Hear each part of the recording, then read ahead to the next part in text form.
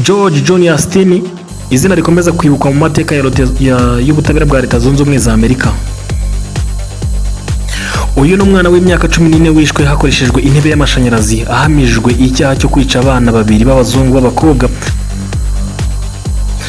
Gusa nyuma y'imyaka 70 hanzuwe ko yarenganyijwe.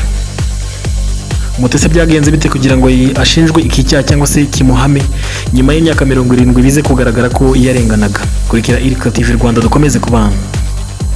Ntiwibagirwe gukanda subscribe kuri YouTube channel ndetse ntiwibagirwe kudufollowinga kuri TikTok no kuri Instagram no kuri Facebook, hose turahari. Mu kwezi kwa gatatu mu mwaka w'1944 abana babiri b'abakobwa Betty John w'imyaka 11 na Mary Emma Tynes w'imyaka 7 basanzwe bishwe mu gice kibamo abirabura mu mujyi wa Alcolu muri leta ya South Carolina, agace karangwagamo cyane ivangura ry'amoko cyangwa se ivangura rikomeye cyane. Umwana w'umwirabura George Yastin w'imyaka 14 niwe wafashwe nk'ukekwa kuko we na mushiki we bari bavuganye n'abo bana mbere y'uko bicwa.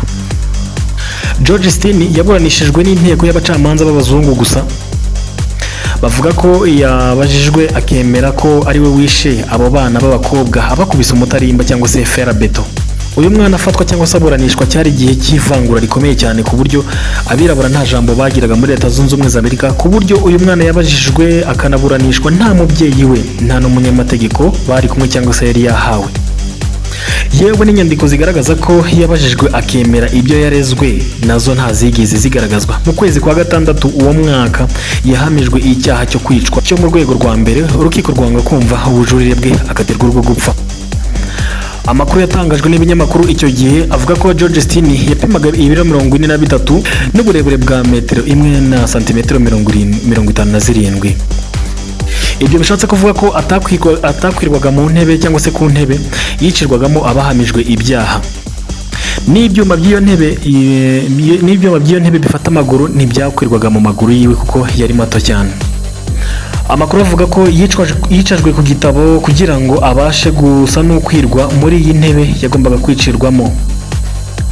Yicwa hari ku wa gatatu amaze kwemererwa kubonana n'ababyeyi be inshuro imwe gusa kuva yafatwa mu kwezi kwa gatatu uwo mwaka n'ubundi. Ariko n'ubundi nyuma yo kwicwa umuryango nawe ntiworohewe kuko wagiye uhura n'ingaruka nyinshi kuko wanyazwe ibyawo.